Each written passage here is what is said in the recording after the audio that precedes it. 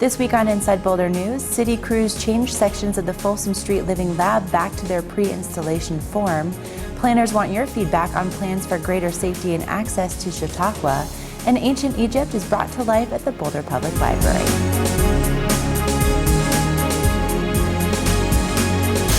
Welcome to Inside Boulder News. I'm Ashley Prill. City Council recently approved adjustments to the Folsom Living Lab project, and crews started making changes this week. The changes will restore Folsom Street to its pre-Living Lab lane configuration from Canyon Boulevard to Spruce Street, returning it to a 4-lane street. Bicycle lanes will remain in place but will return to their width prior to the Living Lab installation in July. The changes are intended to improve traffic operations along this particular section of Folsom, including at its intersections with Pearl and Canyon. The protected bike lanes installed on Folsom Street south of Valmont Road to around Pine Street will remain in place. So will the green pavement markings at intersections and the buffered bike lanes south of Arapahoe Avenue to Taft Drive. The Folsom Street modifications are expected to be done by the week of October 19th. Other pilot projects that were planned as part of Phase 2 of the Living Lab continue to remain on hold while staff analyzes the Folsom Street project. For more information, including a detailed map of the changes, visit boulderlivinglab.net. Preliminary plans for the Chautauqua Pedestrian Safety, Access, and Lighting Improvements project will be shared with the public at an open house on October 15th. Feedback from the event will be used to help guide the planning process. So in 2014, voters approved a community culture and safety tax, and that tax identified multiple projects, the Chautauqua project being one of them.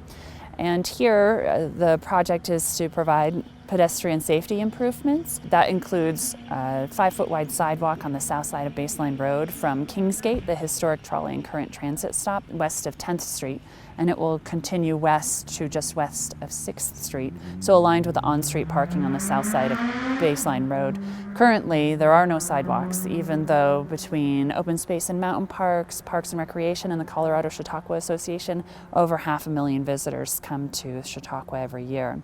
So those that are parked along the side of the road are walking in the street, and the community recognized that as a safety concern. In addition to the sidewalk, there will be improved pedestrian connections, providing greater Americans with Disabilities Act compliant access at the intersections within that project area of 10th Street to west of 6th Street. There will be Americans with Disabilities Act compliant curb ramps at intersections, pedestrian medians, as well as bulb outs, making it safer and shorter distances for pedestrians crossing Baseline Road to access Chautauqua. In addition to a new sidewalk, curbs, and ADA access, the project will include some pedestrian lighting from Kingsgate north along the path to the tennis courts and playground.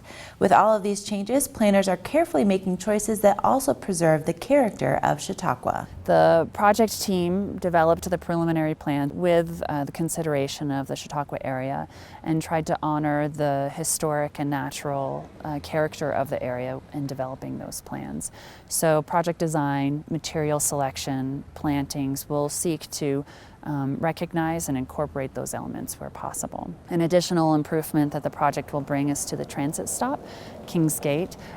It's the historic trolley stop and current transit stop, and the project will reconstruct the stairs at Kingsgate as well as provide an Americans with Disabilities Act compliant curb, providing greater access to those with disabilities. The open house will take place from 5:30 to 7:30 in the Rocky Mountain Climbers Room in the Community House at Chautauqua. The planning process for the Chautauqua Pedestrian Safety, Access, and Lighting Improvements project will continue through fall 2016. Construction is expected to begin in the winter of 2016 and completed by spring of 2017. Boulder Fire Rescue and Open Space and Mountain Parks want to remind visitors not to light campfires on city open space. Despite recent rain, it's still critical that residents and visitors do everything possible to prevent fires. Recently, we've seen a large uptick in discovery of fire pits and actual active campfires. In general, we see a few fires that are detected or fire pits that are found by the ranger staff. And recently we've seen at least 15 plus fire pits pits and active fires discovered in the month of September alone. So it's a much more dramatic increase than what we've seen in the past. Regardless of whether there is a county fire ban in effect, fires and camping are prohibited on all OSMP managed land except in designated locations. Information on where visitors may use OSMP provided grills when fire bans are not in effect and where camping is allowed on city open space is available at osmp.org. You're invited to celebrate and learn more about Boulder's recent strides towards becoming a zero-waste community on Thursday, October 15th. Recently, the city passed an ordinance that requires composting and recycling become available to everyone in the community. The vision behind the ordinance is that everybody, regardless of where they are in town, will have an opportunity to recycle or compost their waste. The ordinance means that if you're a renter, your property will offer composting and recycling hauling service.